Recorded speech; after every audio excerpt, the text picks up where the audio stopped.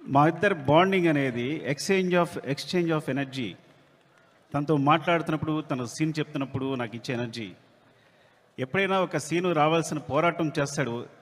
మీరందరూ ఒక ఫైట్ కోసమో లేదా సీక్వెన్స్ కోసమో కాదు, ఒక ఎక్స్ప్రెషన్ కోసం ఫైట్ చేస్తాడు తను.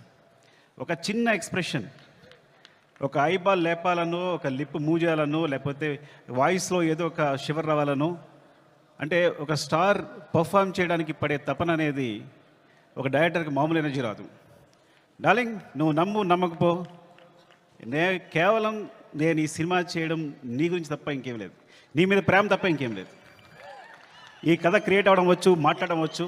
ఫ్రాంక్గా చెప్పాలంటే నీతో సినిమా చేస్తున్నప్పుడు నా దగ్గర కథ లేదు. నీకు వచ్చినప్పుడు ఊరికే జస్ట్ ఒక సీన్ 2 సీన్ చెప్పాను, ఇట్లా ఉండొచ్చు క్యారెక్టర్ అంతే. కానీ నా దగ్గర కథ లేదు ఆ టైంకి. సో నువ్వు నమ్మి నా తర్వాత నువ్వు నాకు ఇచ్చిన ప్రతి క్షణం నాతో మాట్లాడుతూ ఎనర్జీ కానీ, మన ఇద్దరం కూర్చున్నప్పుడు ఒక సీన్ చెప్పినప్పుడు నువ్వు ఇచ్చే తపన కానీ, సీన్ గురించి పడే తపన కానీ, ఈ వ్యక్తి కోసం ఏదైనా చేసే ఇచ్చరాలి. బికాజ్ సినిమానే మా ప్రపంచం. ఆ సినిమాల్లో ఈ సినిమాని ఒక స్థాయి తీసుకెళ్ళడానికి వ్యక్తి ప్రయత్నిస్తున్నాడు అంటే ప్రతి ఒక్కరికి ఒక ఎనర్జీ వస్తుంది. సెట్లో మొత్తం అందరికీ శ్రీవల్లి చెప్పినట్టు, శ్రీల చెప్పినట్టు, లేదా అందరూ నా టెక్నీషియన్స్ చెప్పినట్టు, నా అసిస్టెంట్ చెప్పినట్టు, ప్రతి ఒక్కరికి కూడా ఏదైనా ఇప్పుడు ఫర్ ఎగ్జాంపుల్ అంటే ఒక ప్లాట్ఫామ్ క్రియేట్ చేస్తాడు తను ఈ హైలో. అది మైత్రి మూవీ కేసు అయినా మేము అందరైనా సరే ఈ ప్లాట్ఫామ్లో మమ్మల్ని కూర్చోబెడతాడు.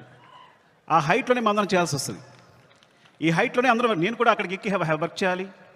ఏ ఆర్టిస్ట్ అయినా, ప్రొడ్యూసర్స్ అయినా, టెక్నీషియన్స్ అయినా ఆ హైట్లోకి వెళ్ళి వర్క్ చేయాలి మేమందరం. సో తను ఒక ప్లాట్ఫామ్ అంత హైలో క్రియేట్ చేస్తాడు కాబట్టి మీరు చూసారు కదా టీజర్లో ఉంటుంది, తను ఎక్కడో నిలబడతాడు చూసారా, అక్కడ మనందరినీ తీసుకెళ్తాడు. అక్కడ తీసుకెళ్ళి అందరిని కూర్చోబెడతాడు, అక్కడ వర్క్ చేస్తాడు. అలా వర్క్ చేయడం వల్ల వచ్చిన మూవీస్నే పుష్ప 1, పుష్ప 2.